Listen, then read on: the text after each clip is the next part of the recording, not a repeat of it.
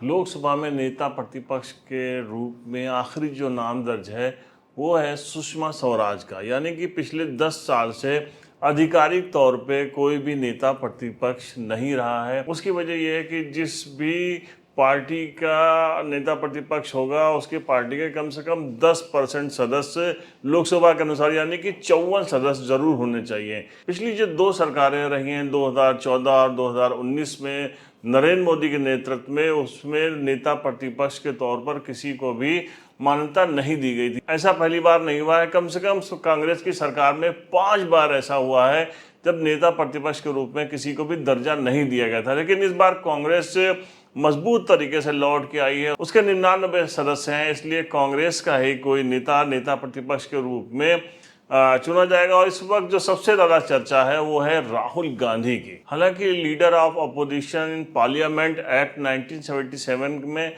ऐसा कोई नियम नहीं है कि 10% की सीट होना अनिवार्य है किसी भी दल के लिए, तभी उसका नेता प्रतिपक्ष चुना जाएगा। यह नियम बना था 1952 में, जब पहली सरकार आई थी कांग्रेस की। उसके 364 सदस्य जीत के आए थे, जबकि दूसरी जो सबसे बड़ी पार्टी थी सीपीआईएम, उसके 16 सदस्य जीते थे। लेकिन देश के जो पहले लोकसभा स्पीकर थे जीपी मालवनकर, उन्होंने कहा था कि कम से कम 10% सदस्य जो है वो होने जरूरी है, वरना कोई भी दल ये मांग करने लगेगा कि उसका जो है नेता प्रतिपक्ष बनाया जाए। हालांकि जो लोकसभा का अध्यक्ष होता है या राज्यसभा का स्पीकर होता है, उसके पास ये अथॉरिटी होती है कि जो सबसे बड़ा दल है उसके किसी जो है नेता को नेता प्रतिपक्ष का दर्जा वो दे सकता है। ऐसा हुआ भी है। दिल्ली विधानसभा का जो चुनाव हुआ था उसमें जब आप पार्टी ने एकदम क्लीन स्वीप किया था और भारतीय जनता पार्टी के पास सिर्फ 3 सीटें आई थी, उसके बाद जो वहाँ के विधानसभा के जो अध्यक्ष थे रामनिवास गोयल, उन्होंने भाजपा के जो विधायक थे विजेंद्र गुप्ता, उनको जो है मान्यता दी थी नेता विपक्ष की।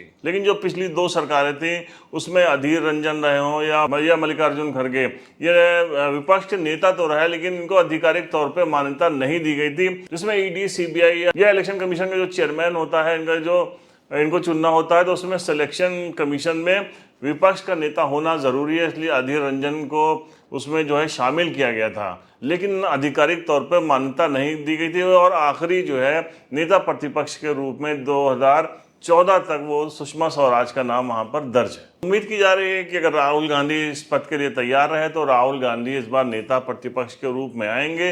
नेता प्रतिपक्ष जो होता है उसको बहुत सारे अधिकार होते हैं। एक केंद्रीय मंत्री का उसको दर्जा प्राप्त होता है। वो लोक लेखा कमेटी जो होती है उसका चेयरमैन भी होता है। जो सरकार जो फाइनेंशियल अकाउंट्स होते हैं उसकी वो जांच करता है, सरकार ने कितना खर्च किया इसकी वो जांच करता है। तो उम्मीद है इस बार नेता प्रतिपक्ष के रूप में राहुल गांधी बैठेंगे और राहुल गांधी जब नेता प्रतिपक्ष होंगे तो एक मजबूत जो है लोकसभा देखने को मिलेगी।